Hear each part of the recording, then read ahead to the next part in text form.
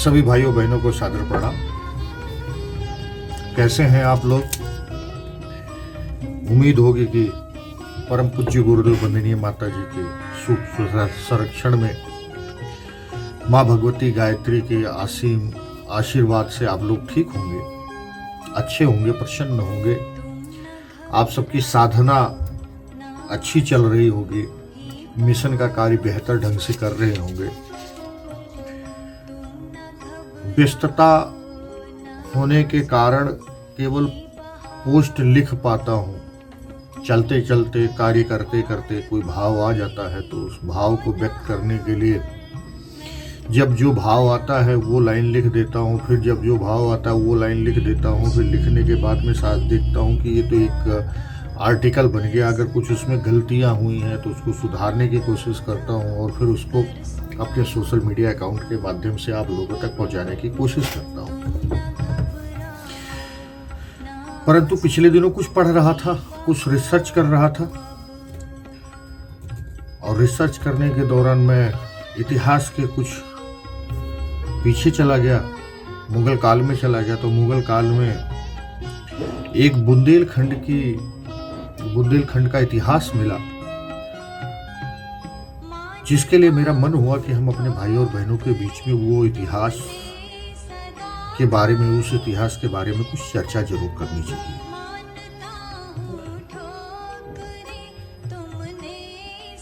वर्तमान में जो भी घटनाक्रम चल रहा है, अच्छा या बुरा कुछ भी चल रहा है, और वर्तमान परिस्थितियों में जब मन डामाडोल होने लगे, ऐसी स्थिति में हमें बीते हुए समय में चला जाना चाहिए।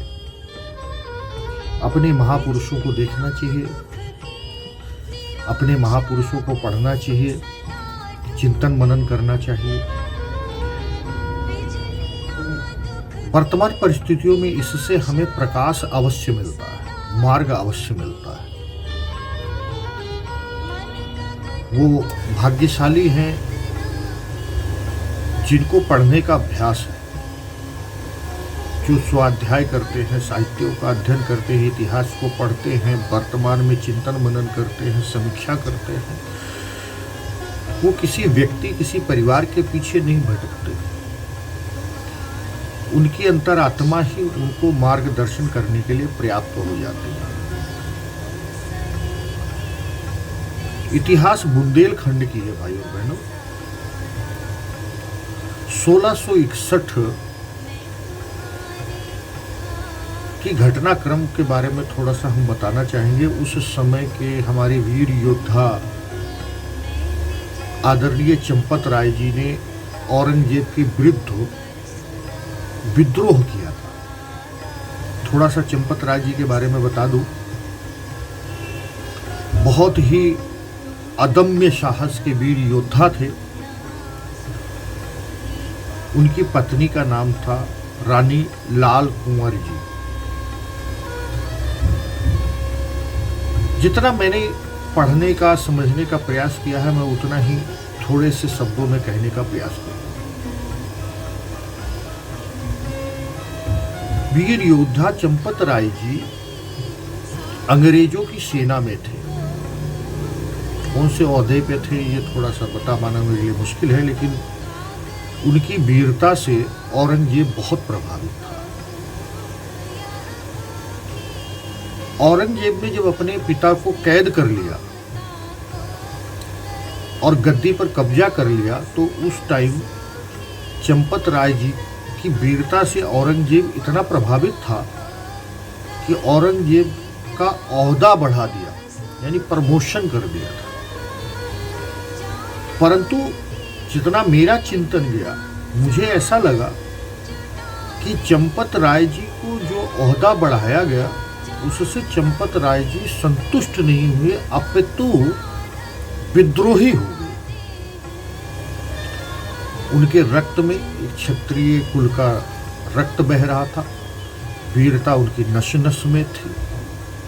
उन्होंने औरंगजेब का अत्याचार देखा, अपने पिता के प्रति, अपने परिवार के प्रति, और शायद उनके मन के अंदर ये विचार आया होगा कि जो व्यक्ति अपने रक्त संबंध का नहीं हो सकता, वो समाज और राष्ट्र क्या हो सकता है। फिर औरंगजेब की दमनकारी नीतियों के सामने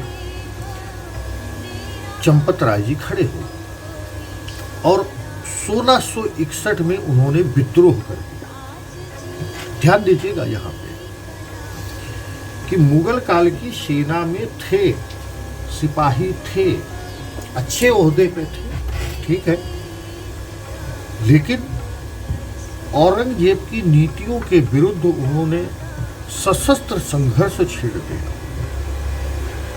और बुंदेलखंड को औरंगजेब से आजाद कराने के लिए उन्होंने ये युद्ध, छोटे छोटे संघर्ष शुरू कर दिया।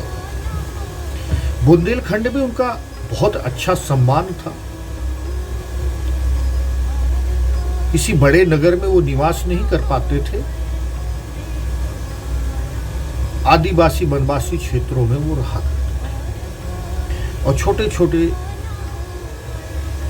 युद्ध जो है ना औरंगजेब के सैनिकों के बीच में, उनके बीच में चलता रहता था। औरंगजेब चंपत राय जी से परेशान था। औरंगजेब चंपत राय जी के विद्रोह को हर हालत में कुचल देने के लिए आतुर था। वो अपने सिपाहियों को विशेष लगा के चंपत राय जी के पीछे रखता था। चंपत राय जी, उनकी पत्नी और उनका पुत्र तीनों जगह बदलते रहते थे और अपने आप को छुपाते रहते थे और समय समय पर औरंगजेब की जो है सेना की टुकड़ियों के साथ उनका संघर्ष चलता रहता था। चंपत राय जी की प्रतिष्ठा भी बुंदेलखंड में बढ़ रही थी। वीर थे, साहसी थे, क्षत्रिय थे, गुण कर्म स्वभाव से क्षत्रिय थे, तो उनका सम्मान निरंतर बढ़ता रहता था। लेकिन उनके समय में कोई विशेष संगठन नहीं बन पा रहा था, संगठित नहीं हो पा रहे थे, जिससे एक बड़ी सेना गठित होकर के औरंगजेब से युद्ध किया जा सके। परंतु चंपत राय जी औरंगजेब के सामने घुटना टेकने को किसी हालत में तैयार नहीं थे। भले ही वो महाराणा प्रताप की तरह घास की रोटी खा रहे थे, लेकिन औरंगजेब के सामने वो घुटने टेक नहीं रहे थे। एक समय ऐसा आया कि आदिवासी क्षेत्र में थे, रात्रि के समय में चंपत राय जी को औरंगजेब की सेना मुगलों की सेना ने घेर लिया। चंपत राय जी दूरदर्शी थे, क्योंकि उनकी पत्नी रानी लाल कुंवारी जी वो भी उनके साथ सैनिकों की तरह युद्ध किया करती थी। तो उन्होंने अनुमान लगाया कि पुत्र छत्रसाल को यहाँ से निकाल देना चाहिए, क्योंकि आज का युद्ध बहुत भीषण है, शायद ही हम बचे। उन्होंने क्योंकि उनके पुत्र की उम्र उस समय 12 वर्ष थी, और उन्होंने अपने पुत्र को पीछे के रास्ते से निकाल दिया और पुत्र से बोला कि बेटा आप अपनी बहन के पास चले जाओ और वहाँ तुम्हें संरक्षण प्राप्त होगा, तुम्हारा पालन पोषण होगा, और ये बुंदेलखंड की जनता तुम्हारा हर हालत में सहयोग करेगी। ये मिट्टी हमारी है, ये देश हमारा है, और इसकी प्राणों से रक्षा करना हमारी जिम्मेदारी है। इतिहास बताता है कि छत्रसाल जी जो कि जाने को तैयार नहीं थे, लेकिन पिता के आदेश और माता का आग्रह भी नहीं टाल पाए और वो अपनी बहन के यहाँ चले गए। और उसी मुठभेड़ में, उसी युद्ध में चंपत राय जी और लाल कुंवारी जी शहीद हो गए।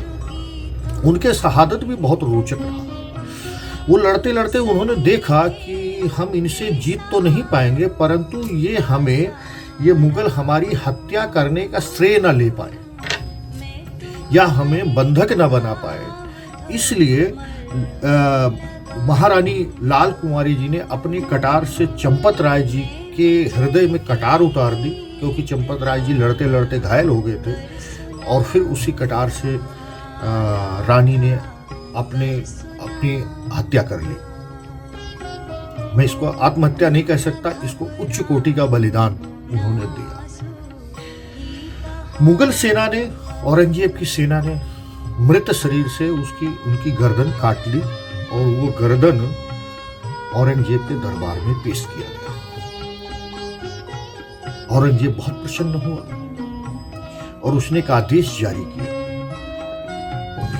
कि इन दोनों की मृत शरीर को घोड़े के पीछे रस्सी से बांधकर पूरे नगर में घसीटा जाए।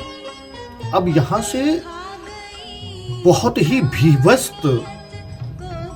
चेहरा औरंगजेब का नजर आया और बहुत ही करुणादायक स्थिति यहाँ पे देखने को मिली। और यहाँ पे हम अपने गायत्री परिवार के परिजनों से कहना चाहेंगे कि इस विषय पे बड़ी गंभीरता से चिंतन करिए। खासकर उन भाइयों बहनों को कहना चाहेंगे जो क्रांति के पथ पर है, जो जय जयकार के पथ पर नहीं है, जो परिवारवाद की चरण वंदना के मार्ग को स्वीकार करने को तैयार नहीं है। मैं अपने उन भाइयों और बहनों से कहना चाहूंगा, यहां से समझिए।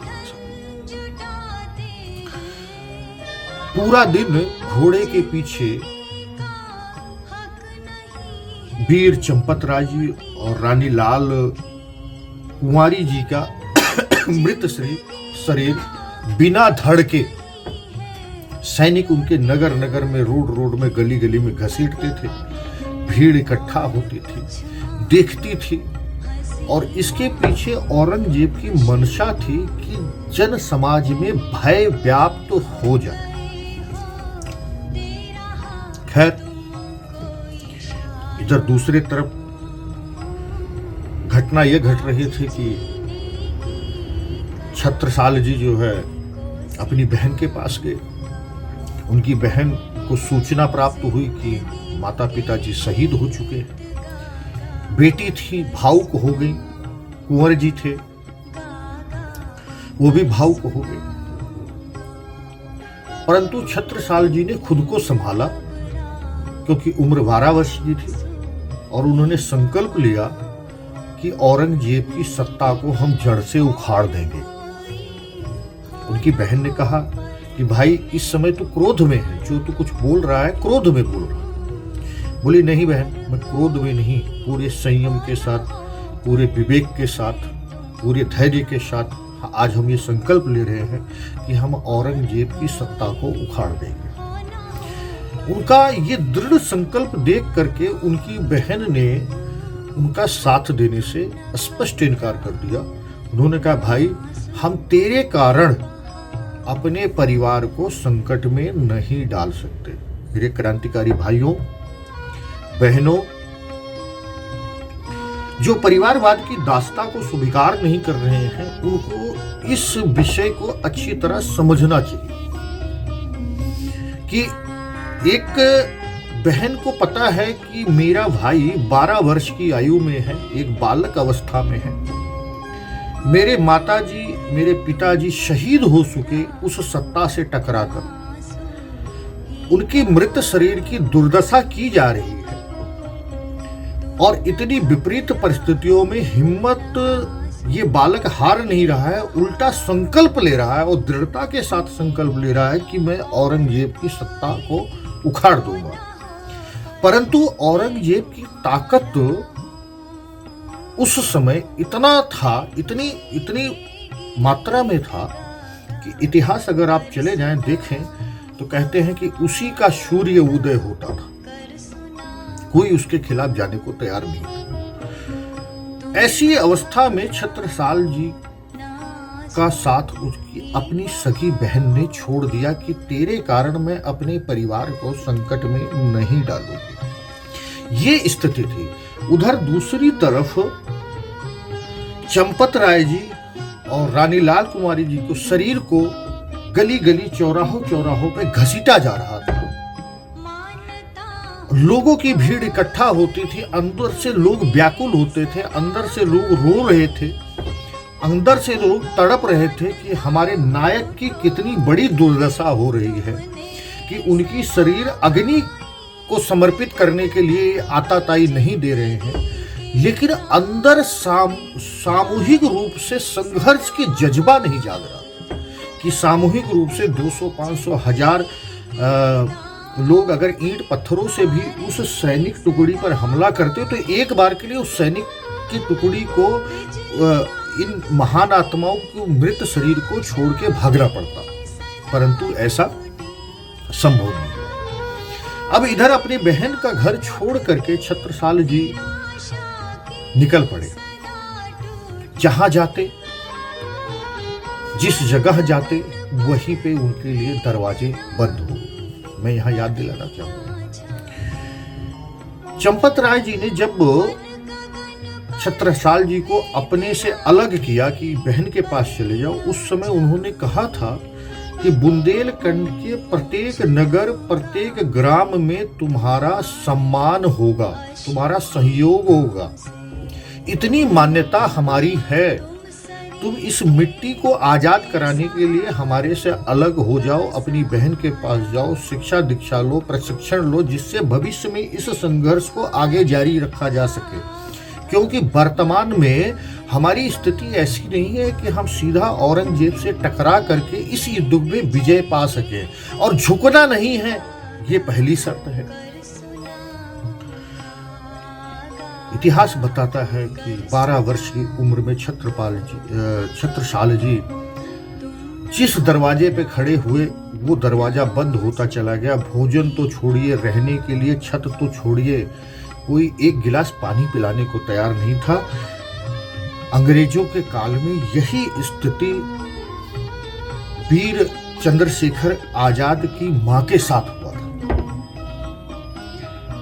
इतिहास कहता है कि छत्रसाल जी का मनोबल टूटने लगा, वो निराश होने लगे, और वो एक वन क्षेत्र से गुजर रहे थे और वहां पे गिर पड़े, क्योंकि बहुत दिनों से उनको भोजन जल नहीं प्राप्त हुआ था, और वो बेहोश हो गए। वहीं पास से एक कुम्हार जाति की महिला निकल रही थी, उसने छत्रसाल जी को उठाया, संभाला, घर लाई, भोजन वगैरह दिया, रहने का निवास दिया। भगवान की किरण यहाँ से प्रारंभ हो गई। छत्रसाल जी क्योंकि बालक थे, इधर दूसरी तरफ चंपत राय जी और रानी लाल कुंवारी जी के मृत शरीर को नगर नगर में, गांव गांव में, गली गली में घसीट घसीट के सबको दिखाया जा रहा था। छत्रसाल जी ने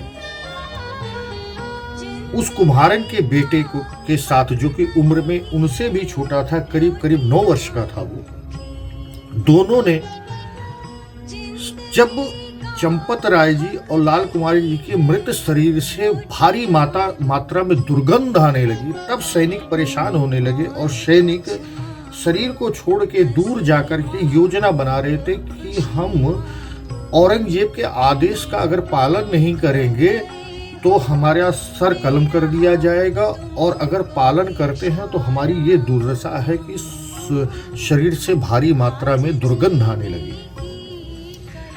ऐसी वो अवस्था में बात करते हुए सैनिक जब मदिरा पान कर रहे थे, उसी दौरान छत्रसाल जी ने और उसके जो छोटे से मित्र ने, जिनकी उम्र करीब 9 साल और 12 साल थी, उन्होंने कोई ऐसी औषधि वहाँ के वातावरण में बिखेर दी और अपना मुंह ढक लिया, जिससे वो सैनिक उसके परिवेश में आते वो बेहोश हो गए, और दोनों ने चंपत राय जी और लाल कुमारी जी के मृत शरीर को वहाँ से निकाल ले गए, और निकाल करके ले जा करके उसका विधिवत भारतीय संस्कृति के रीति रिवाज से उन्होंने अंतिम संस्कार किया। ये एक इतिहास है। बाकी का इतिहास भाई और बहनों अगर आपको जानना है तो गूगल बाबा आज के डेट में है, मिल जाएगा कि औरंगजेब को बुंदेलखंड से छत्रसाल जी ने उखाड़ कर फेंक दिया। वो इतिहास बात की बात है। विषय पर आते हैं। इतिहास ये बताता है कि इस धरती पर जब जब क्रांति हुई है, वो क्रांतियां भीड़ ने नहीं किया है, भीड़ सहयोगी बनी। क्रांति जो प्रारंभिक दौर में जो लोगों ने क्रांति की, जिन्होंने अनीति से समझौता नहीं किया, जिन्होंने दुराचारियों का डटकर मुकाबला किया, वो हमेशा प्रथम चरण में उनकी स्थिति ऐसे ही हुई है जैसे चंपत राय जी और लाल कुंवर। लेकिन दूसरे चरण में विजय अवश्य मिली है। भाइयों बहनों, हमें ये सोचना है, परम पूज्य गुरुदेव हमारे को कहा करते थे, हम लोगों को कहा करते थे कि बेटा तुम लोग अद्भुत हो, तभी हमने तुम लोगों को चुना है। अब हमें ये विचार करना है कि वास्तव में हम उनके अंग अव्यय हैं। उन्होंने अपने अंग अव्यय में लिखा था कि लिखने वाली ये उंगलियां हमारी ही नहीं, तुम लोगों का सम्मिलित स्वरूप है। तो हमें ये विचार करना हो, हम सबको ये विचार करना हो कि वर्तमान परिस्थितियों में हम परम पूज्य गुरुदेव के अंग अव्यय हैं, नंबर 1। नंबर 2, हमारा समर्पण उनके प्रति है या किसी और के प्रति है। अक्सर देखा जाता है कि गुरु के प्रति समर्पित अपने आप को बताने वाले शिष्य लोगों का समूह कहीं ना कहीं लोकेशना, पुत्रेषणा और वित्तेषणा से ग्रस्त होता है। समर्पण तो गुरु के प्रति बताते हैं, परंतु उनकी चाहत, उनका चिंतन, उनका व्यवहार ये स्पष्ट बताता है कि उनको लोकेशना के भूखे बैठे हैं, उन्हें ज्यादा से ज्यादा लोक सम्मान मिले, इस तिकड़म में लगे रहते हैं। वित्तेषणा, ज्यादा से ज्यादा सुविधाएं और धन इकट्ठा हो, इस जुगाड़ में लगे रहते हैं। और मेरा ही रक्त संबंध हमेशा सर्वोपरि रहे, इसके तिकड़म में वो न जाने कितनी निकृष्ट से निकृष्ट कुकर्म करने से नहीं चूकते। और ऐसे लोग ही सबसे ज्यादा गीत गवाते हैं, गाते हैं कि हमारे से बड़ा गुरु के प्रति समर्पण किसी और अन्य का नहीं है। और अन्य का भले वो नाम ना ले, परंतु उनका हर क्रियाकलाप यही दर्शाने के लिए पर्याप्त होता है कि उनसे ज्यादा समर्पण इस समूह में, शिष्यों के समूह में किसी और का नहीं। भाई और बहनों, हमें ये सोचना पड़ेगा, हमें गंभीरता से अपने आप से प्रश्न करना पड़ेगा कि अगर हमारा समर्पण गुरु सत्ता के प्रति है तो फिर कोई अन्य मार्ग हमारे लिए है ही नहीं। और पुत्रेषणा, वित्तेषणा, लोकेशणा, ये वो बंधन है जो हमारी आत्मा का भी पतन करके ही मानेंगे। हमें इससे ऊपर उठना होगा। इतिहास बताने का अर्थ ये था कि हम जनमानस को समझें। एक छोटा सा दृष्टांत और दूंगा यहाँ पे, छोटा सा। जितनी संख्या में लोग गांधी जी के साथ थे, उतनी संख्या में ना तो भगत सिंह जी के साथ थे और ना तो सुभाष बाबू के साथ थे। क्यों? क्योंकि आम जनमानस उस स्तर की क्रांति के लिए नहीं तैयार होता हमेशा, जिस स्तर की क्रांति के लिए आत्म बलिदान की आवश्यकता होती है, अपने बलिदान की आवश्यकता होती है। गुरु गोविंद सिंह जी ही तैयार हुए थे कि मैं क्या, मेरा परिवार भी बलिदान हो जाए तो हम दुष्ट प्रवृत्तियों के सामने नहीं झुकेंगे। और इन्हीं दिनों गुरु गोविंद सिंह जी का पूरा परिवार बलिदान हो गया, जिनको आज भी हम गुरु के रूप में जानते हैं कि हमारे आदर्श हैं और वास्तव में हमारे आदर्श हैं। परंतु विचार ये करना है कि बहुसंख्यक अगर हम सोचें कि सब भगत सिंह बन जाएंगे, सब राजगुरु बन जाएंगे, सब चंद्रशेखर आजाद बन जाएंगे, सब सुभाष बाबू बन जाएंगे, सब गांधी बन जाएंगे, ये संभव नहीं होगा। अगर हम समझे इस बात को कि सब पंडित श्री राम शर्मा आचार्य बन जाएंगे, सब रामकृष्ण परमहंस बन जाएंगे, सब मीरा बन जाएंगी, सब झांसी की रानी बन जाएंगी, संभव नहीं है। हाँ, ये संभव है कि इतने बड़े समाज में, इतने बड़े राष्ट्र में, इसमें कुछ भगत सिंह बन सकते हैं, कुछ राजगुरु बन सकते हैं, कुछ झांसी की रानी बन सकती हैं, कुछ मीराबाई बन सकती हैं, कुछ कबीर बन सकते हैं। अब हमें ये विचार करना है कि क्या हम इन कुछ में हैं या हम उस भीड़ का हिस्सा हैं। हमें सिर्फ ये विचार करना है। हमें सिर्फ ये विचार करना है कि हम गुरु के प्रति समर्पित शिष्य में पुत्रेषणा, लोकेषणा, वित्रेषणा, मायकेषणा से मुक्त आत्मा है या इन सबसे ग्रस्त पुत्रेषणा, वित्रेषणा, मायकेषणा, लोकेषणा, इन सबसे ग्रस्त एक शरीर है जो गुरु के प्रति समर्पित होने का ढोंग करके अपनी इन महत्वाकांक्षाओं को पूरा करने के लिए लायक है। हम क्या है, हमें इस पर चिंतन करना है। और अगर हमारी अंतर आत्मा ये कहती है कि नहीं,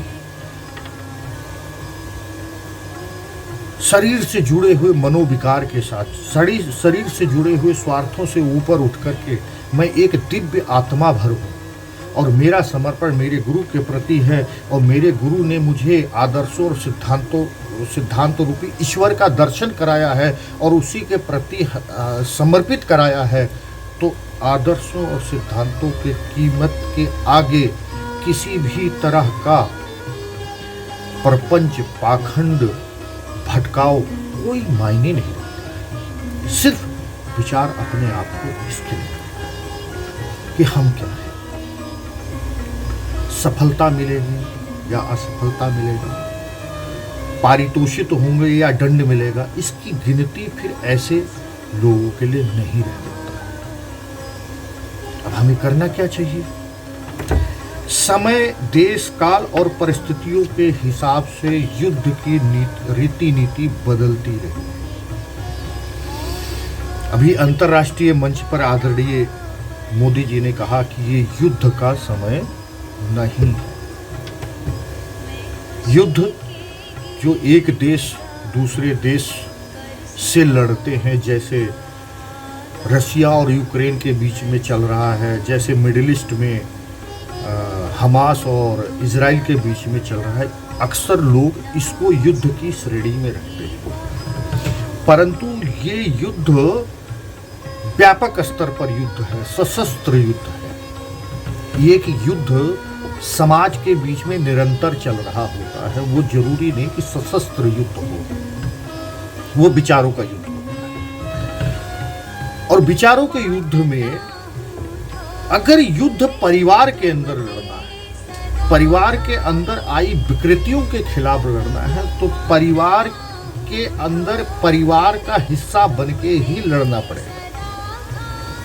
हम परिवार से बाहर जाएंगे, हम कितने ही अच्छे क्यों ना हो, हम कितने ही क्रांतिकारी क्यों ना हो, हम कितने ही त्यागी, समर्पित और निर्लिप्त जीवन जीने वाले क्यों ना हो, परिवार हमारे को नकार देगा। अगर हम परिवार से बाहर जाके परिवार का युद्ध लड़ेंगे, कहा जाता है, कोई भाई साहब मुझसे कह रहे थे एक दिन, कह रहे थे कि भाई साहब आदर्शों और सिद्धांतों के प्रति प्रेम करने वाला व्यक्ति अगर उसके परिवार में कोई दुष्ट आत्मा आ जाए और वो कोई गैर कानूनी काम कर दे, कोई अपराध कर दे, तो एक बात परिवार में कही जाती है कि साहब हम तेरे लिए तो मुकदमा लड़ लेंगे, तुझे कोर्ट से छुड़ा भी लेंगे, तेरे जेल जाने के बाद तेरी जमानत भी ले लेंगे, ये सब कर लेंगे क्योंकि तू हमारे परिवार का एक हिस्सा है, हम तेरे परिवार का एक हिस्सा है। परंतु तेरी दुष्टता पर, तेरी गलतियों पे हम तुझे क्षमा नहीं करेंगे, तुझे माफ नहीं करेंगे। इसको कहते हैं परिवार की लड़ाई, है ना। कहने का अर्थ थोड़ा सा और सरल करूं, परिवार हमारा, परिवार के लोग हमारे, इस परिवार में अगर कोई संघर्ष है, कोई तनाव है, कोई क्लेश है, तो उस क्लेश के मूल में अगर उतर करके देखेंगे कि वो व्यक्ति जो इस क्लेश का कारण है, जो इस तनाव का कारण है, जो इस दिशाहीनता का कारण है, उस व्यक्ति की प्रवृत्ति बदली हुई। वो व्यक्ति परिवार में तो है, पर पारिवारिकता की उसकी प्रवृत्ति खत्म हो चुकी है। तो हमें जो युद्ध लड़ना है वो लड़ना क्या है कि परिवार के अंदर रह करके उस व्यक्ति की प्रवृत्ति से युद्ध लड़ना है, उस व्यक्ति के प्रवृत्ति से संघर्ष करना है। हमारा दुश्मन वो व्यक्ति नहीं है जो दुष्ट प्रवृत्तियों से ग्रस्त हो गया है, जो लोकेशना पुत्रेषणा वित्रेषणा से ग्रस्त होकर के मिशन के मूल सिद्धांतों को दरकिनार कर रहा है, मिशन के मूल सिद्धांतों का जो गला घोट रहा है। हमारी लड़ाई उस व्यक्ति से नहीं है, उस व्यक्ति की उस प्रवृत्ति से है जिसके अधीन आकर के वो व्यक्ति ऐसे कुकर्म कर रहा है। तो हमें लड़ने के लिए परिवार से बाहर नहीं जाना। अगर हम परिवार से बाहर जाएंगे तो हम खत्म, लड़ाई खत्म। और ऐसी प्रवृत्ति से ग्रस्त जो व्यक्ति दुष्ट है, दुराचारी है, जिसमें लोकेशना है, जिसमें पुत्रेषणा है, जिसमें वित्तेषणा है, जो छल छद्म पाखंड, इन प्रवृत्तियों से जो घिरा हुआ परिवार के अंदर भ्रमित व्यक्ति है, जो परिवार को दिशाहीन कर रहा है, परिवार के मूल विचारधाराओं से अलग हट करके पूरे परिवार को हटा करके छिन्न भिन्न करने पे तुला हुआ है, ऐसे व्यक्ति का पहला ही कदम यही होगा कि हमारे खिलाफ खड़े हुए लोगों को परिवार के बाहर का रास्ता दिखा दो, जिससे जैसे ही परिवार के बाहर का रास्ता वो उसने लिया, वो व्यक्ति खत्म, वो लड़ाई खत्म, एक छत्र राज उस दुष्ट प्रवृत्ति के व्यक्ति का हो जाएगा। तो पहली शर्त, पहला कदम, हम परिवार के अभिन्न अंग हैं, परिवार हम में है और गुरु सत्ता द्वारा दिखाया गया मार्ग ही हमारा मार्ग है। गुरु सत्ता द्वारा स्थापित किए हुए सारे प्रकल्प हमारे हैं, सब में हमें अटूट श्रद्धा है। अपनी श्रद्धा को भी तोलते रहें कि विपरीत परिस्थितियों के कारण कहीं अश्रद्धा तो नहीं आ रही है, संशय तो नहीं आ रहा है, मन भटक तो नहीं रहा है। अगर ऐसा हो तो गुरुदेव के साहित्यों में अपने आप को उतारो, अपने वरिष्ठों से अपनी मनोदशा के बारे में चर्चा करो, चिंतन करो, मनन करो। मैं दावे से कहता हूँ गुरु सत्ता किसी न किसी माध्यम से कोई न कोई तरीके से हमें इस भ्रम से निकाल देगी। तो जो आदर्श और सिद्धांत जिसके प्रति समर्पण गुरु सत्ता ने हमें सिखाया है, उस आदर्श और सिद्धांत के लिए निरंतर गरिमामय तरीके से गुरु आदर्श और मर्यादाओं को ध्यान में रखते हुए, उत्तम चरित्र का पालन करते हुए हमें इस संघर्ष को जारी रखना है। कब तक जारी रखना है? जब तक उस व्यक्ति की मनोवृत्ति पूरी तरह बदल ना जाए। क्योंकि दुश्मनी या नफरत या घृणा हमें उस व्यक्ति से नहीं करना, उस व्यक्ति की उस प्रवृत्ति से करना। जब तक वो व्यक्ति अपनी उस प्रवृत्ति का त्याग करके श्रेष्ठ मार्ग पर नहीं आ जाता है, तब तक संविधान के दायरे में रहते हुए, गुरु के आदर्शों और सिद्धांतों के गरिमा में रहते हुए उस व्यक्ति का जितना हो सकेगा हम विरोध करेंगे, हम उसकी आलोचना भी करेंगे, हम उसकी निंदा भी करेंगे। परंतु निंदा, आलोचना और विरोध करते समय हमें हमेशा ये ध्यान रखना है कि कहीं उस व्यक्ति से वास्तविक रूप में हमें घृणा ना होने लगे। हमें घृणा होनी चाहिए केवल उसकी उस मनोवृत्ति से। और जैसे ही वो व्यक्ति, वो परिवार अपनी इस मनोवृत्ति को त्याग करके श्रेष्ठ मार्ग पर चलने के लिए तैयार हो जाएगा, गुरु के आदर्शों और सिद्धांतों के मार्ग पर चलने के लिए वो अपने आप को तैयार हो जाएगा, हम तुरंत उसको अपने गले से लगाएंगे, अपने कंधे पर बिठाएंगे, उसको सम्मान देंगे। हम भूल जाएंगे ऐसा कभी कुछ हुआ था। हमें वर्तमान की परिवारवाद की लड़ाई इस तरीके से लड़ना चाहिए, सिर्फ इतना सा निवेदन मैं करना चाहता हूँ। इसके लिए हम आपको पूर्व में 16वीं शताब्दी के इतिहास में ले गए। कई बार भाइयों के मन में आता है कि साहब हम आवाज़ उठा रहे हैं, हम बोल रहे हैं, लोगों का साथ नहीं मिल रहा है, ये सब बेकार है, इन सब से मेरा कोई वास्ता नहीं है। जैसे ये भाव मन के अंदर आए वैसे एक पलड़े पे गुरु को रखिए, एक पलड़े पे खुद रखिए और अपने आप से विचार करिए कि हमारा समर्पण लोगों के प्रति था या अपने गुरु के प्रति। अगर हमारे गुरु के प्रति था तो हमारे गुरु के प्रति, जो हमारे गुरु ने हमें जीवन भर घूट भर भर करके प्राणों से अपने पिलाया कि ये श्रेष्ठ मार्ग है, हमें इसी श्रेष्ठ मार्ग पर चलना है, ये आदर्श और सिद्धांत रूपी ईश्वर है, हमें यही प्राप्त करना है, तो हमें यही प्राप्त करना है। इसका कोई अल्टरनेट नहीं है, इसका कोई और दूसरा रास्ता नहीं है। पहली चीज अपने आप को यहाँ निर्धारित। दूसरी चीज हमें यह समझ लेना है कि पूर्व इतिहास में हजारों वर्षों का इतिहास उठा के देख लो, हर कोई क्रांतिकारी नहीं रहा है। हम भीड़ का हिस्सा हैं या वास्तव में कुछ उससे अलग हट करके हम अपने गुरु के लिए हैं। जैसे ये हम अपने आप में ये बोध करने के लिए चिंतन करने लगेंगे, अपने आप हमें समझ में आने लगेगा कि नहीं साहब, हमें भीड़ से क्या लेने देना। कौन गिनती करे कि कौन आएगा, कौन साथ देगा, कौन साथ नहीं देगा। हमारे अंदर जितनी भी सामर्थ्य है,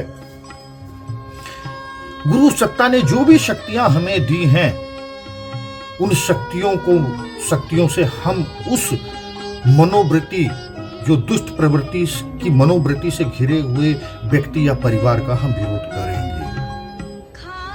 एक अंतिम लाइन उदाहरण देके कहना चाहूंगा। विपरीत परिस्थितियां होते हुए भी वीर योद्धा चंपत राय जी और रानी लाल कुमारी जी ने मुगलों से समझौता नहीं किया। वो अपने जीवन काल में औरंगजेब से जीते नहीं, बुंदेलखंड को मुक्त नहीं करा पाए, परंतु अपने जीवित रहते हुए, श्वास चलते हुए भी औरंगजेब के आगे उन्होंने घुटना नहीं टेका। ये सबसे बड़ी विजय है, ये सबसे बड़ी जीत है। आताताई के खिलाफ, दुष्ट के खिलाफ, ताकतवर के खिलाफ जो भटक गया है, ऐसे से जीतना जरूरी नहीं है कि हम उसको परास्त कर दें, ये जरूरी है ऐसे के सामने अड़कर खड़े रहना, उसकी दासता स्वीकार ना करना विजय है। महाराणा प्रताप जीवन भर मुगलों से संघर्ष करते रहे, घास की रोटी खाए। इतिहास बताता है कि उन्होंने किसी राज्य को मुगलों से जीता या नहीं जीता, ये एक अलग प्रश्न है, लेकिन इतिहास ये स्पष्ट बताता है कि उन्होंने किसी भी हालत में मुगलों के आगे घुटने नहीं टेके, उनके आगे खड़े रहे। हमारे सिख पंथ के गुरुओं का इतिहास यही बताता है। आप समझिए कि एक परिवार को घेर करके खत्म कर देने पे आतुर मुगल सेना जब पूरे भारत को मुसलमान बनाने पे तुली हुई थी, तो सिर्फ एक ही परिवार क्यों छोड़ देते, एक परिवार को। लेकिन नहीं, उन्हें मालूम था इस बात को कि ये एक परिवार भी, अगर ये गुरुओं का एक परिवार भी अगर मुसलमान बन गया तो लाखों करोड़ों की संख्या में मुसलमान स्वतः बनते चले जाएंगे। और गुरुओं को अपने उत्तरदायित्वों का भान था। उन्होंने अपने परिवार को खत्म कर दिया, है ना, लेकिन झुके नहीं। वो खत्म होना, वो ना झुकना ही विजय है। वो खत्म होना, वो ना झुकना ही विजय है। ये विजय हमारे से कोई नहीं छीन सकता। इसलिए जय और पराजय से ऊपर हटके, ऊपर उठ के, केवल आदर्श और सिद्धांत रूपी जो मार्ग गुरु सत्ता ने दिखाया है, जो गुरु ने बताया कि बेटा गायत्री का मतलब केवल आदर्श और सिद्धांत है, उच्च आदर्श और सिद्धांत है, बस उसको हमें वर्ण करना है। और उसके लिए जो भी जीवन में संघर्ष करना पड़े, जो भी कष्ट झेलना पड़े, हम हमेशा तैयार हैं। ना तो जीत अपनी और ना तो पराजय अपनी। इन्हीं के साथ मैं अपनी बात को समाप्त करना चाहता हूँ। कहने सुनने में कोई गलती हुई हो तो हमें क्षमा करिएगा। ओम शांति शांति शांति। सर्व अरिष्टेषु शांतिर्भव। सभी को, भाइयों बहनों को सादर प्रणाम।